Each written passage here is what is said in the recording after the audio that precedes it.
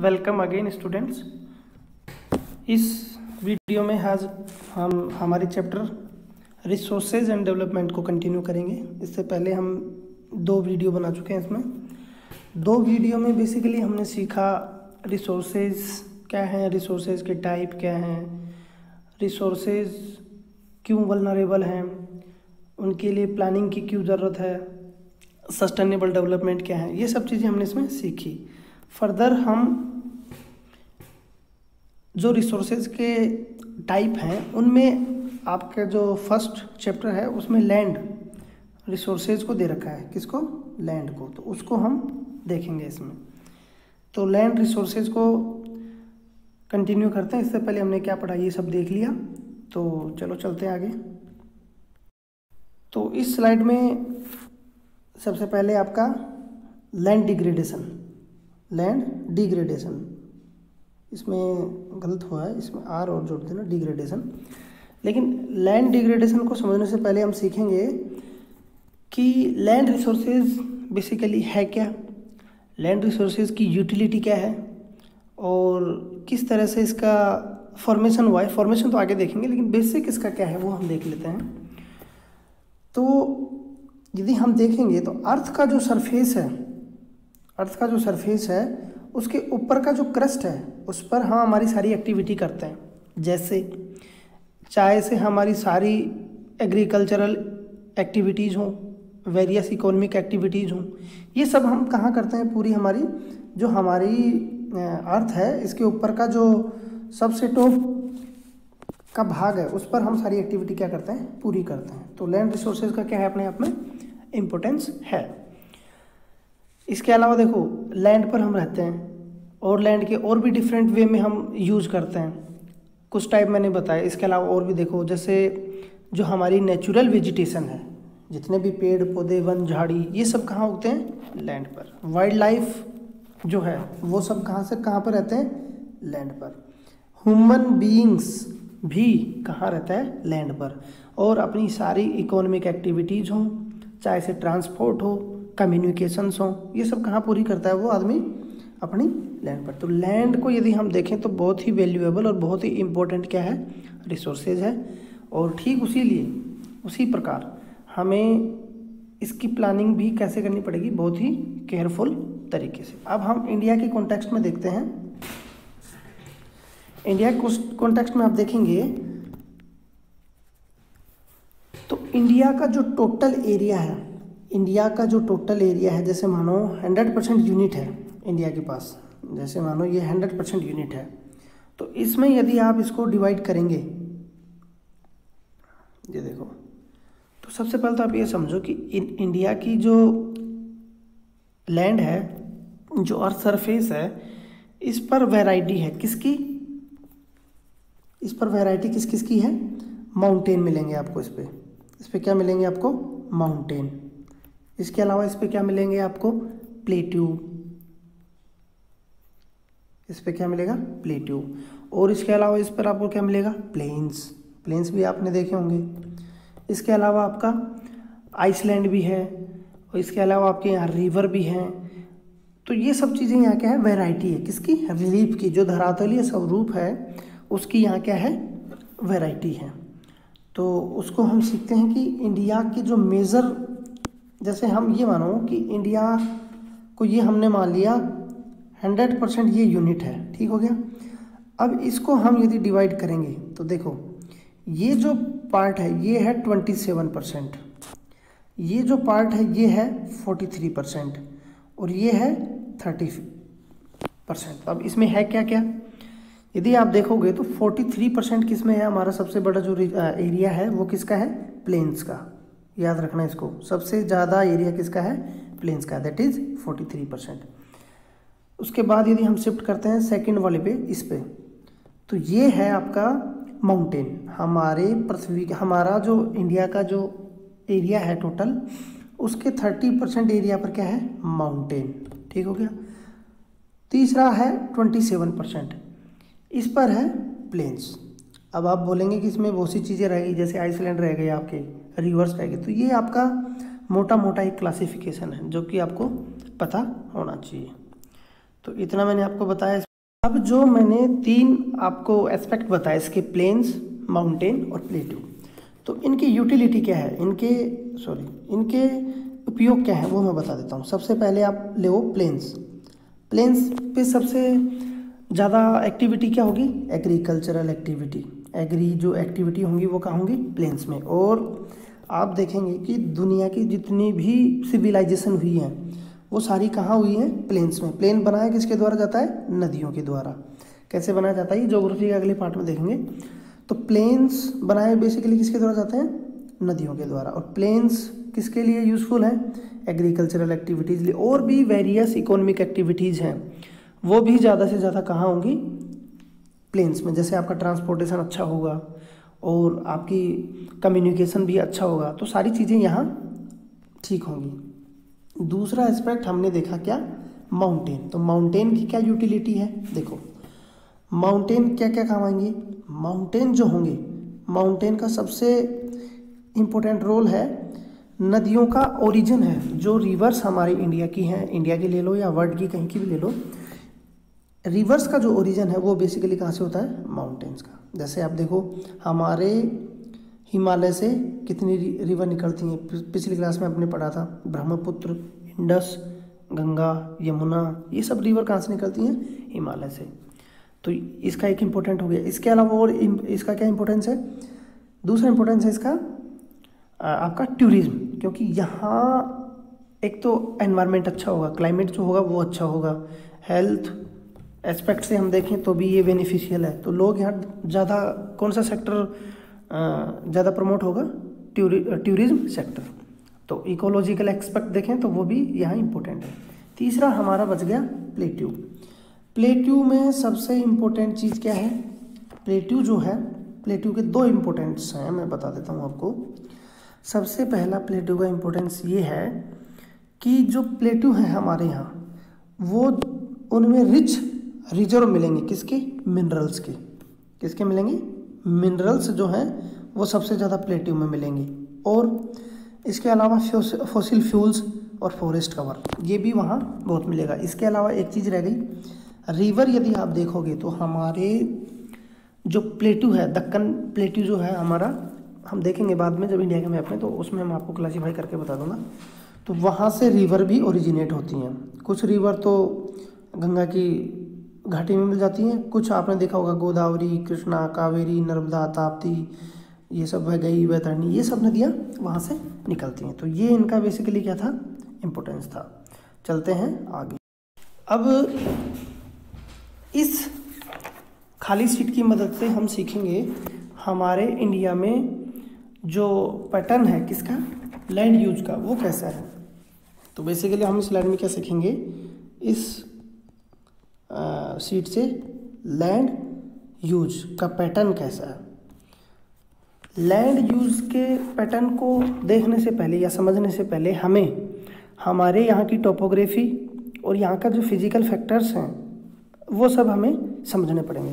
देखो किसी भी रीजन, किसी भी एरिया, किसी भी कंट्री की यदि आप सोइल या वहाँ की लैंड की फर्टिलिटी को यूज करना चाहेंगे तो उसमें कुछ फैक्टर हैं जो उसको डिटरमाइन करते हैं, उसकी यूज को करने के तरीके को यूज करते हैं। उसमें कुछ फिजिकल फैक्टर हैं, जैसे वहाँ की टोपोग्राफी।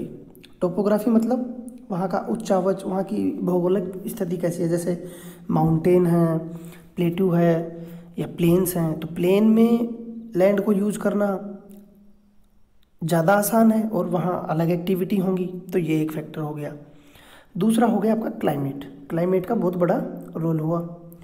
क्लाइमेट में क्या है कि यदि क्लाइमेट जिस कंडीशन को सूट करेगा वो सारी एक्टिविटी वहाँ एक्सरसाइज की जाएंगी। जैसे किसी एरिया में एक्सट्रीम वेदर कंडीशन है, जैसे मानो ज़्यादा सर्दी हो रही है, ज़्यादा गर्मी हो रही है, तो क्या वहाँ एग्रीकल्चरल प्रोडक्शन होगा, नहीं होगा। तो उसके हिसाब से वहाँ अलग जो एक्टिविटी है वो प्रमोट होगी। इसके अलावा सॉइल का टाइप, वहाँ की जो सॉइल है वो कैसी है, क्या वहाँ की सॉइल एग्रीकल्चरल एक्टिविटी के लिए फेवरेबल है कि नहीं है, ये देखा जाएगा। हो सकता है वहाँ की जो सॉइल है वो फर्टाइल ना हो, तो वहाँ से भी एक्टिविटी नहीं होंगी। और इनमें सबसे इम्पोर्टेंट जो फैक्टर है वो है ह्यूमन फैक्टर, आदमी जो है वो अपनी एक्टिविटीज़ के जरिए, अपने एफर्ट्स के जरिए इन सारे फैक्टर को भी क्या करता है, कॉम्प्रोमाइज़ कर कर और अपनी कैपेबिलिटी के हिसाब से इनको यूज करता है।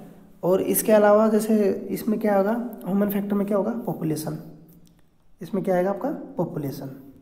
तो पॉपुलेशन हो गई आपकी, ह्यूमन फैक्टर में आएगी पॉपुलेशन। और इसके अलावा पॉपुलेशन की डेंसिटी, डेंसिटी आपको पता होगा, डेंसिटी मतलब टोटल एरिया अपॉन पॉपुलेशन। तो ये आ जाएगा आपका डेंसिटी, पिछले क्लास में आपने सीखा था। तो ये हो गया आपका पॉपुलेशन डेंसिटी। टेक्नोलॉजिकल कैपेबिलिटी, यानी आदमी जो है ह्यूमन इंटरफेरेंस इतना है कि वो अपनी टेक्नोलॉजी को इतनी एनहांसमेंट कर कर, और लैंड यदि यूज लाइक नहीं भी है तो उसको यूज कर कर ले रहा है। इसके अलावा कल्चर और ट्रेडिशन, ये कई फैक्टर इसमें काम करते हैं। तो ये था आपका लैंड की यूज का पैटर्न। अब हम इसमें सीखेंगे कि हमारा जो टोटल एरिया है वो आप सभी को पता होगा। गैस करो कितना है हमारा ज्योग्राफिकल एरिया। हमारा ज्योग्राफिकल एरिया है 3.28 मिलियन स्क्वायर किलोमीटर। आपने शुरू से पढ़ते आ रहे हैं ये चीज़, 3,28,263 वर्ग किलोमीटर सबने सीखा है।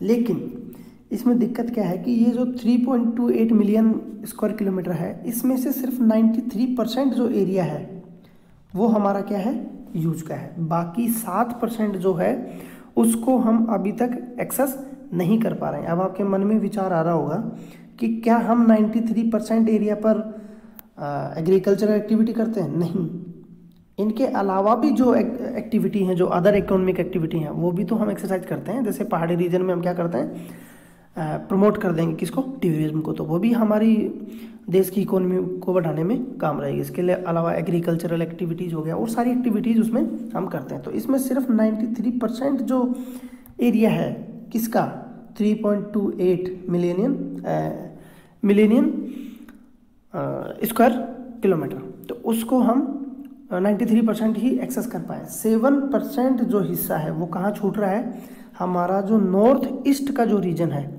वहाँ प्रॉपर ना तो वहाँ कम्युनिकेशन है ना ही वहाँ ट्रांसपोर्टेशन है। इसके कारण वहाँ के पोटेंशियल को हम अभी तक यूज नहीं कर पा रहे। इसके अलावा जम्मू कश्मीर का कुछ रीजन मैं आपको मैप की सहायता से बताऊंगा। एक एरिया है POK, पाक ऑक्युपाइड कश्मीर, एक मिनट,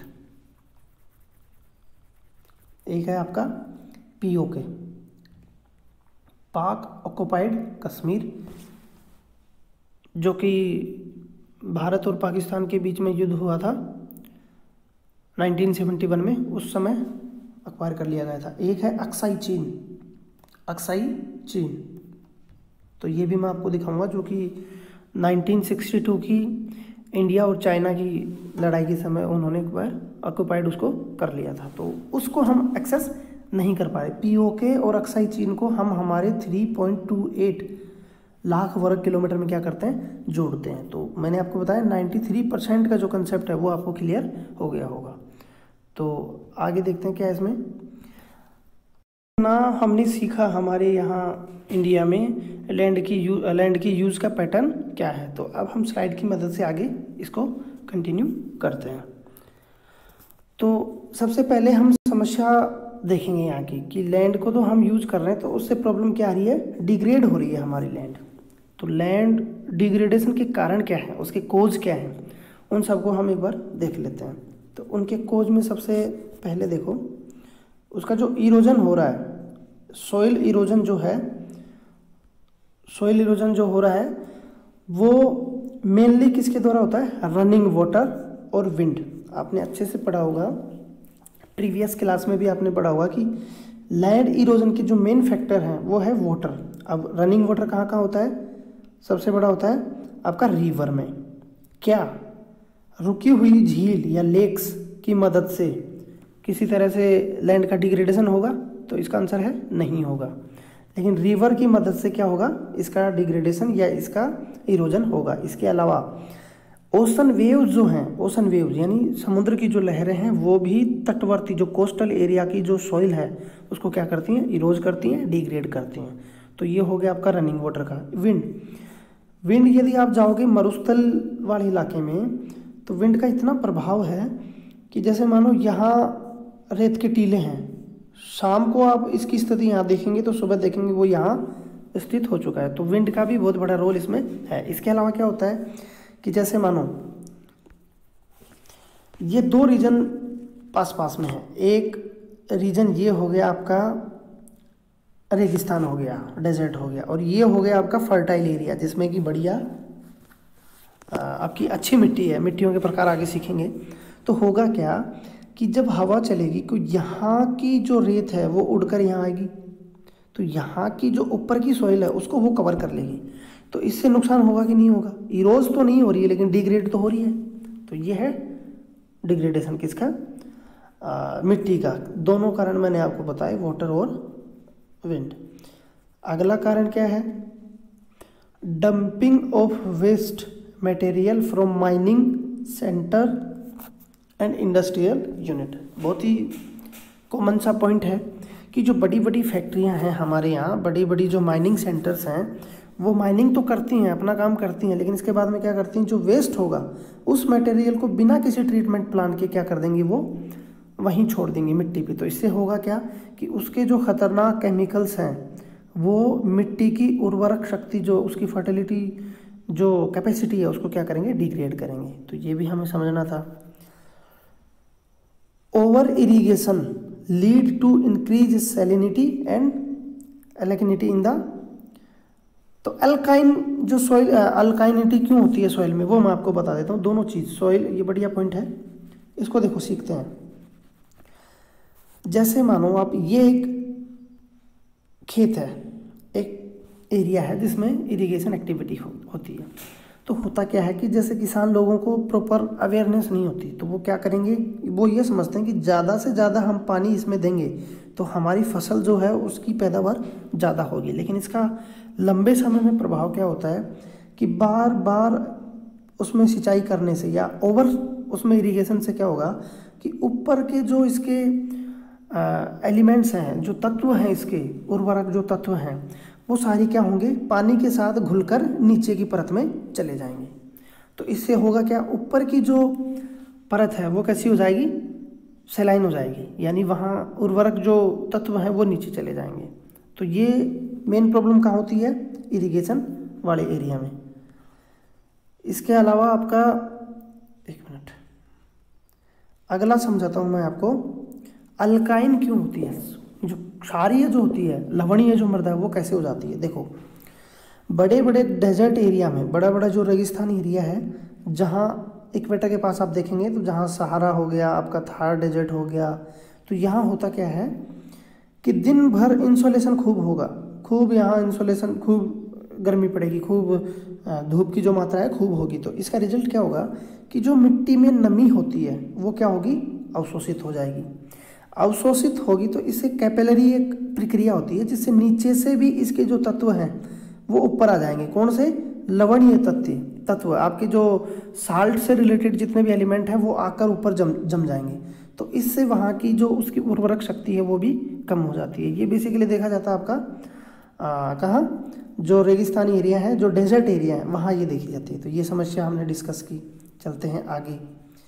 आगे है over grazing by animal and deforestation by man. देखो, ये तो कॉमन सा पॉइंट है, आपको सिर्फ याद रखना है इसमें कि ज़्यादा एनिमल क्या करेंगे, यदि ग्रेजिंग करेंगे किसकी, तो जहाँ ज़्यादा एनिमल होंगे तो वो वहाँ की मिट्टी को क्या करेंगे, डिग्रेड करेंगे। डिफॉरेस्ट आप करोगे, डिफॉरेस्टेशन करोगे तो पेड़, आपको पता है कि मिट्टी को बांध कर रखते हैं, पेड़ों की जो जड़ है वो मिट्टी को बांध कर रखती है। तो डिफॉरेस्टेशन करोगे तो मिट्टी की जो डिग्रेडेशन है वो प्रक्रिया ज़्यादा होगी। तो ये हमें पता होना चाहिए। दूसरा है waste water from industrial unit pollute the land, हमने डिस्कस कर लिया। Mineral processing like grinding of limestone for cement industry, ये सारे वही पॉइंट हैं, बस इनको याद करना है, समझाने लायक इसमें कुछ नहीं है। तो आगे चलते हैं अगली स्लाइड में। अगली स्लाइड है आपकी देखो इसमें यदि आपको ये पता है कि हमारे सामने समस्या क्या है, तो उसके जो कंजर्वेशन के जो मेजर हैं वो तो आप आसानी से डिस्कस या लिख सकते हैं। देखो हमें पता है कि हमारी मिट्टी डिग्रेड क्यों हो रही है, उसका इरोजन क्यों हो रहा है, हमने डिस्कस किया। तो उसके देखो उसके काउंटर में उसके इलाज क्या क्या हो सकते हैं। देखो हमें सबसे पहले एंड करना पड़ेगा क्या, डिफोरेस्टेशन। आप डिफोरेस्टेशन कम कर दो, इसकी जगह आप करो रिफोरेस्टेशन, एफोरेस्टेशन। इनका क्या अंतर है, देखो दोनों में अंतर बता देता हूँ। एक टर्म होती है आपकी रिफोरेस्टेशन, एक होता है एफोरेस्टेशन। ठीक हो गया, दोनों आप समझना। रिफोरेस्टेशन का मतलब हो गया कि पहले जिस एरिया में फॉरेस्ट कवर था उसको ह्यूमन एक्टिविटी के चलते काट दिया गया, तो अब वहाँ उस पूरे एरिया में दोबारा से फॉरेस्ट कवर बढ़ाओ, इसको बोलेंगे रिफोरेस्टेशन। एफोरेस्टेशन का मतलब हो गया कि कोई ऐसा एरिया, जरूरी नहीं वहाँ मतलब फॉरेस्ट हो, लेकिन आप वहाँ नए सिरे से क्या लगाओ, पेड़ लगाओ, तो इसको बोलेंगे एफोरेस्टेशन। तो दोनों चीज़ क्लियर होगी। तो आपको इन दोनों प्रक्रिया को बढ़ावा देना है और फॉरेस्टेशन का एंड करना है। कंट्रोलिंग ग्रेजिंग, यानी जो पशुओं को चरने के लिए जो वो होते हैं पास्चर जो होते हैं, जो चारागाह होते हैं, उनको कम करो। एनकरेजिंग एफोरेस्टेशन मैंने बता दिया। प्रैक्टिसिंग ऑफ टेरेस फार्मिंग, ये क्या होती है, देखो टेरेस फार्मिंग को बोलते हैं हम सीढ़ीदार नुमा खेती। सीढ़ीदार कैसे खेती, पर्वतीय इलाके होते हैं वहाँ इस खेती को प्रैक्टिस किया जाता है। कैसे, जैसे मानो ये माउंटेन है, ये माउंटेन है, तो यहाँ एक मिनट,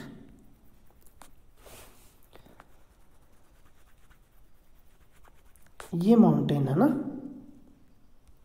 ये माउंटेन है, फिर भी नहीं बना सही, फिर से बना देते हैं। ये माउंटेन है ना, ये माउंटेन है ये। तो टेरेस फार्मिंग में होता क्या है कि जैसे यहाँ से वाटर आ रहा है, तो वो बोलते हैं कि यहाँ आप लेयर बाय लेयर वो बना दो खेत, लेयर बाय लेयर, कि एक लेयर यहाँ रहेगी, एक लेयर यहाँ बना दी, एक लेयर ये बना दी। तो इससे होगा क्या कि जैसे यहाँ से पानी आएगा तो उस पानी को यहाँ रोका जाएगा। रोकने से क्या होगा, उसकी स्पीड जो कम होगी और ये जो मिट्टी है जो कट कर जाती है उसका डिग्रेशन या उसका इरोजन नहीं होगा। तो ये है टेरेस फार्मिंग का कंसेप्ट। अगला है आपका preparation of shelter belt of plants and stabilising of sand dunes by growing thorny bushes will help to prevent land degradation in desert. देखो डेजर्ट एरिया में मैंने आपको कारण बताया कि सबसे बड़ा जो रीजन है वो क्या है, विंड। विंड करती क्या है, चलेगी, एक टीले को उठाकर दूसरी जगह लगेगी। इसके अलावा इस टीले को उठाकर हो सकता है कि जो अच्छी ज़मीन है वहाँ भी ले जाकर क्या कर दे, इसको डिपॉजिट कर दे। तो इसको रोकने का तरीका क्या है कि आप फॉरेस्ट कवर बढ़ा दो। जैसे ये डेजर्ट है तो यहाँ आप पेड़ बढ़ा दो। पेड़ वहाँ आपको पता है कि जो वेजिटेशन है वो डिफ़र करेगी, तो वहाँ वेजिटेशन क्या होती है, थ्रोनी बसेज, यानी कटीली जो झाड़ियाँ हैं उनकी संख्या बढ़ा दो आप। तो उससे होगा क्या कि जो फर्टाइल जो ज़मीन है वो कवर नहीं होगी, या ये बोलें कि हम डेजर्ट के एक्सपेंशन को भी रोक सकते हैं, क्योंकि डेजर्ट तो क्या करता है, हर दिन बढ़ता जा रहा है, तो ये हम रोक सकते हैं। अगला है mining activity should be controlled and new technology which reduce wastage can be adapted. सीधी सी बात है, ऐसी टेक्नोलॉजी आप ले ना जिससे रिड्यूस वेस्ट हैं वो कम निकलें और ज़्यादा से ज़्यादा चीज़ों को क्या हो जाए, यूटिलाइज हो जाए। अगला है industrial wastage should be chemically treated. हाँ, जो इंडस्ट्रियल एक्टिविटी के द्वारा जो भी मटेरियल निकलता है उसके लिए आप प्लांट बनाओ। प्लांट बना के इसको क्या करो, ट्रीट करो, ट्रीटमेंट प्लांट बोलते हैं इनको। तो इसमें होगा क्या, जो हार्मफुल सब्सटेंस है उनको अलग कर दो, बाकी जो अच्छा पानी बच गया उसको फिर से यूज करो, आप एग्रीकल्चरल एक्टिविटीज़ में यूज़ करो, और भी कई यूज़ है पानी के, वहाँ आप इसको यूज कर सकते हैं। ये हमें समझना था। अगला है urban waste should be used for the एक मिनट production of biological and bio एक मिनट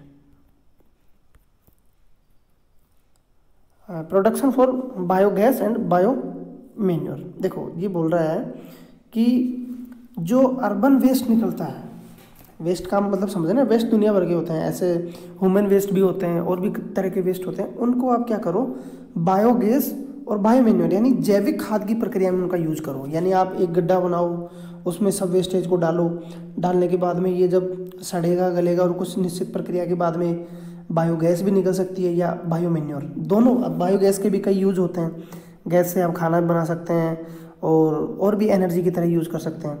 और बायोमैन्योर तो बहुत ही अच्छा होगा। क्या किसका यूज़, किस में यूज़ करेंगे आप? खेतों में यूज़ करेंगे, उससे जो प्रोडक्टिविटी है वो भी बढ़ेगी और जो केमिकल है उनका यूज़ भी हम नहीं करेंगे। तो ये हेल्थ के लिए भी अच्छा है, ये भी हेल्थ के लिए अच्छा है, ये भी हेल्थ के लिए अच्छा है। तो देखो कितना अच्छा तरीका बताया।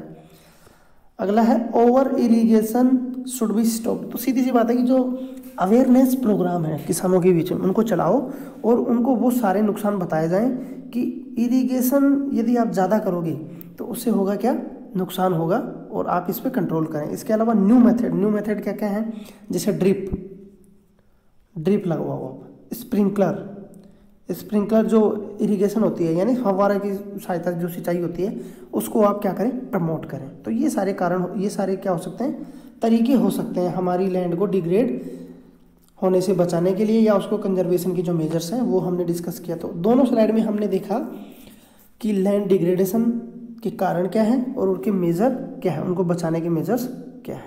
चलते हैं अगली स्लाइड में। अगली स्लाइड में देखो कुछ नहीं, सॉइल एज ए रिसोर्सेज। तो आप सभी को पता है कि सॉइल तो रिसोर्सेज है ही। अब सॉइल क्या है ये देख लो, ये है सॉइल क्या है, सॉइल एज ए रिसोर्सेज है। तो सॉइल किससे मिलकर बनती है, कैसे बनती है, उसका फॉर्मेशन कैसे होता है, उसके बारे में बताया गया, तो वो हम डिस्कस करते हैं। तो इसमें क्या बता रखा है कि जो आपका अर्थ सरफेस है, अर्थ सरफेस की जो ऊपरी लेयर है उसको हम बोलते हैं क्रस्ट। आपने प्रीवियस क्लास में सीखा होगा और आई थिंक 7th क्लास में भी ये शायद चैप्टर है आपका। तो जो क्रस्ट जो है, क्रस्ट, मेंटल और आपका कोर, 3 लेयर होते हैं ना इसकी। तो जो क्रस्ट जो है, क्रस्ट का जो ऊपरी भाग है, सबसे अपर मोस्ट लेयर जो है उसको हम बोलते हैं क्या, सॉइल। और सॉइल के बहुत बड़े यूज हैं क्या, उसमें प्लांट भी सब उसी में उगते हैं। और इसके जो आप इसका फॉर्मेशन देखेंगे तो ये कैसा होगा, लूज होगा, ब्रोकन होगा, इसके कण क्या होंगे, छोटे छोटे होंगे। इसके अलावा इनको वेरियस टाइप में बांटा जाता है। तो टाइप्स तो हम बाद में डिस्कस करेंगे, अभी आप एक ओवरऑल कंसेप्ट समझिए कि ऊपर का जो क्रस्ट का जो लेयर है तो कुछ सेंटीमीटर की डेप्थ तक, कुछ सेंटीमीटर के नीचे तक हम जाएंगे तो उसको बोलते हैं सॉइल। अब अगली है, soil consist of mineral matter such as sand and clay and organic matter such as humus, bacteria and earthworms। देखो जो हमारी क्रस्ट की ऊपरी परत में कुछ सेंटीमीटर तक एक मोटी परत होती है उसको हम सॉइल बोलते हैं। उसमें किस किस चीज़ की प्रधानता होगी, ह्यूमस। ह्यूमस क्या होता है, जितने भी हमारे वेजिटेशन के वेस्टेज प्रोडक्ट है वो क्या होंगे, सड़ गल कर किसका निर्माण करते हैं, ह्यूमस का। बैक्टीरिया, अर्थवॉर्म यानी अर्थ के कीड़े, वो भी सब मिलकर किसका निर्माण करते हैं, इसकी मिट्टी का।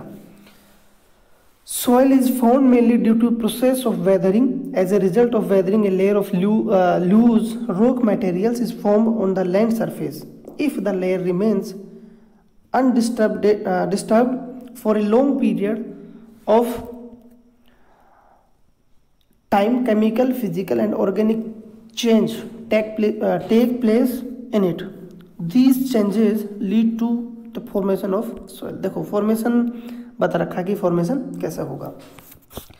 सोयल फॉर्मेशन मेनली किसके द्वारा होता है, वेदरिंग के द्वारा, यानी वेदर का बहुत बड़ा इसमें रोल होता है। बेसिकली होता कैसे है सोयल का फॉर्मेशन, देखो सबसे पहले इनिशियली स्टेज हम देखेंगे, एक क्या होगी, रॉक, एक चट्टान होगी। चट्टान पर विभिन्न प्रकार के प्रक्रम, विभिन्न प्रकार की एक्टिविटी काम करेंगे। जैसे जल इसको इरोज करेगा, इरोड कर कर कर इससे क्या होगा, काट काट कर इसको दूसरी जगह लेके जाएगा। मिट्टी और विंड भी क्या करेगी, इसको, इसका इरोजन करेगी। आप समझो सारी चीज़ें है ना, मैंने क्या क्या चीज़ें बताई। वाटर का मैंने बताया क्या इंपॉर्टेंस है कि वो इसको, जैसे हमारे हिमालय की पहाड़ों से जब जल नीचे जाता है तो ऐसा नहीं है कि जो पहाड़ की जो चट्टानें हैं उनको वो अपने साथ क्या लेके जाता है, सैंड और क्ले, यानी वो काट काट कर ले जाकर कहाँ जमा करता रहता है, प्लेन्स में। तो इसी तरह मिट्टी को इसी तरह मिट्टी का निर्माण होता है, लेकिन ये प्रोसेस कई सालों में, कई करोड़ों सालों में होती है, धीरे धीरे इसका निर्माण होता रहता है। तो हमारे पास जो आज फाइनल मिट्टी है वो इसी तरह बनी है। तो इसमें रोल वाटर का मैंने बता दिया। विंड क्या होगी, जैसे मानो ये काट कर लेके गई, काट के ले जाने के बाद में ये छोटे छोटे टुकड़े होंगे, तो इनको टुकड़ों को उठाकर कहीं कहीं दूर क्या कर देगी, ये डिपॉजिट कर देगी। तो मिट्टी के निर्माण में और इसके डिस्ट्रीब्यूशन में इसका भी प्रभाव हो गया। और आप देखेंगे तो सबसे इम्पोर्टेंट जो इसमें है वो है टेम्परेचर। टेम्परेचर यदि मिट्टी के या रॉक्स के चट्टानों पर जब गिरेगा टेम्परेचर, तो ये क्या होंगी, ल्यूज होंगी। ल्यूज होने के कारण क्या क्या है कि कभी सर्दी होगी, कभी टेम्परेचर कम होगा, कभी ज़्यादा होगा, फिर प्रेशर पड़ेगा, उससे क्या इनकी जो स्ट्रक्चर है उसमें चेंज होगा। तो ये खुलेंगी, टूटेंगी, उसके बाद में पानी आएगा, इनकी दरारों में घुसेगा, फिर इनको इरोजन कर करके, इनको इरोड कर कर कर इनको छोटे छोटे टुकड़ों में बांट देता है, और फाइनली किसका निर्माण होता है, इसका सॉइल का। तो आई होप आप समझ गए होंगे सारी चीज़ें कि कैसे इसका निर्माण होता है। फिर जैसे मानो प्लेन्स में इसको डिपॉजिट कर दिया गया, यहाँ क्या होंगी, वेजिटेशन पनपेंगी। वेजिटेशन पनपेंगी तो इनके पत्ते भी गिरेंगे, गिरने के बाद में ये सड़ेंगे, गलेंगे, तो फिर किसका निर्माण होगा, ह्यूमस का। और बैक्टीरिया होंगे, अर्थवॉर्म्स आएंगे। तो ये सारे बेनिफिशियल इसकी फेवरेबल कंडीशंस हैं कि कैसे, तो मैंने आपको पूरा बताया कि कैसे इसका प्रभाव होता है। देखो इसमें केमिकली, फिजिकली मैंने आपको बता दिया फिजिकली कैसे होता है। केमिकली ह्यूमस का निर्माण हो गया, केमिकली हो गया, ऑर्गेनिक चेंज इसमें होते हैं। तो इस तरह से ये इसका निर्माण होता है। देखो फैक्टर्स यहाँ दे रखे हैं, फैक्टर देख लो। फैक्टर में सबसे पहले है क्लाइमेट। क्लाइमेट मैंने आपको बता दिया कि क्लाइमेट का बहुत बड़ा रोल है, यानी टेम्परेचर का कम ज़्यादा होना, फिर पानी, इसकी चट्टान का स्ट्रक्चर जो है वह लूज होगा, इसमें पानी घुसेगा, इरोड होगा, और फिर फाइनली कहाँ बहा कर लेके जाएंगे निचले तबकों में, और वहाँ क्या होगा, इसका निर्माण होगा।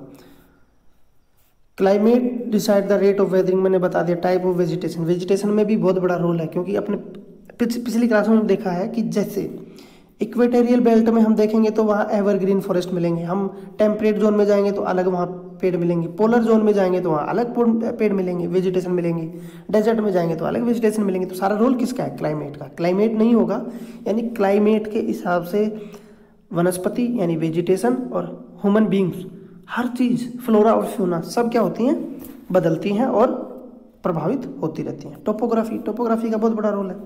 टोपोग्राफी मतलब जैसे यहाँ से पठार, ये पहाड़ है कोई, तो पहाड़, जैसे ये पहाड़ है, पहाड़ से जब नदी ओरिजिनेट होगी तो इतनी तेज़ी से बहेगी, इतना तेज इसका बहाव रहेगा कि ज़्यादा इरोजन होगा। वहीं यदि हम प्लेटू की बात करें तो प्लेटू में ढाल कम होगा, तो फिर सीधी सी बात है कि इरोजन की जो प्रोसेस, जो रेट है वो भी धीरे होगी। नेचर ऑफ पेरेंट रॉक, मिट्टी की बनावट और मिट्टी की क्वालिटी में सबसे बड़ा जो रोल होता है वो होता है उसकी पेरेंट रॉक का, यानी जैसी चट्टान से वो बनी है वो सारे गुण उस मिट्टी में होंगे। यदि इस चट्टान में सारे मिनरल्स हैं तो इस मिट्टी में भी सारे मिनरल्स मिलेंगे, उतनी ये फर्टाइल होगी। वेजिटेशन का मैंने बता दिया कि ह्यूमस बनने में इसका बहुत बड़ा रोल है। तो आज के इस वीडियो में इतना ही है। कल से फिर हम ये स्लाइड देखेंगे, आपके लिए ये है, देख लो। ये सारी जो मिट्टियाँ हैं ये हम धीरे धीरे पढ़ेंगे, इनका डिस्ट्रीब्यूशन, इनकी यूटिलिटी और भी कई एस्पेक्ट इसमें हम देखेंगे। अब हम थोड़ा मैप पर देख लेते हैं, मैप पर चलते हैं। हम आ गए हैं मैप पर, तो इसमें हम देखेंगे इंडिया के बारे में पढ़ रहे हैं, तो पूरा इंडिया के मैंने आपको इसमें बताया था कि इंडिया का जो टोटल एरिया है वो कितना है, 3.28 मिलियन स्क्वायर किलोमीटर, यानी पूरा जो एरिया है, ये देखो ये जो एरिया है ये क्या है, इसका 3.28 मिलियन स्क्वायर किलोमीटर, सॉरी। तो अब इसमें मैंने बताया कि 93% जो है उसको हम आज तक एक्सेस कर पाए हैं, सिर्फ 7% जो हिस्सा है वो बच रहा है। तो वो 7% हिस्सा दिखाने के लिए मैंने आपको ये शिफ्ट किया। तो सबसे पहले मैंने इसमें आपको बताया कि पीओके, तो देखो पीओके समझो आप, पीओके बेसिकली है ये जो एरिया है ना, ये इधर का ये एरिया, ये हम इंडिया के मैप पे देखते हैं, लेकिन एक्चुअल में यहाँ कंट्रोल है पाकिस्तान का, इसलिए इसको बोला जाता है पाक ऑक्युपाइड कश्मीर। दूसरा है आपका अक्साई चीन, देखो ये है अक्साई चीन, पूरा ये चीन के एरिया में है, चीन के कंट्रोल में है। चीन ने 1962 की लड़ाई में इसको क्या कर लिया था, ऑक्युपाई कर लिया था। ये पाकिस्तान को हमने शिमला समझौते के तहत दिया था, तो इसको भी हम एक्सेस नहीं कर पाए। इसके अलावा है आपका नॉर्थ ईस्ट रीजन, बहुत इंपॉर्टेंट है, सारे नॉर्थ ईस्ट रीजन आपको पता होना चाहिए। नॉर्थ ईस्ट रीजन की आप बात करोगे तो सिर्फ असम का कुछ एरिया, वो भी क्यों, क्योंकि यहाँ ब्रह्मपुत्र रिवर है, ये ब्रह्मपुत्र बेसिन है, तो ये बहुत फर्टाइल एरिया है, इसलिए इसको हम एक्सेस कर पाएँ। बाकी आप देखेंगे तो ये अरुणाचल प्रदेश हो गया, नागालैंड, मणिपुर, मिजोरम, त्रिपुरा, मेघालय, इन एरिया को हम पूरी तरह से एक्सेस नहीं कर पाए। तो अभी यहाँ टेक्नोलॉजी का इस्तेमाल करने की ज़रूरत है, यहाँ कम्युनिकेशन, ट्रांसपोर्टेशन, सब कुछ यहाँ डेवलपमेंट की बहुत ही ज़रूरत है। तो ये चीज़ें हमें आज के मैप में देखनी थी। तो ये था आज का हमारा चैप्टर, जिसमें हमने लैंड का यूज समझा, रिसोर्सेज का क्या क्या उनका यूज है, ये हमने समझा, डिग्रेडेशन की प्रॉब्लम के बारे में और उनकी कंजर्वेशन के तरीके। तो अगले हम वीडियो में देखेंगे आपका क्लासिफिकेशन ऑफ सॉइल्स। तब तक के लिए आप सभी को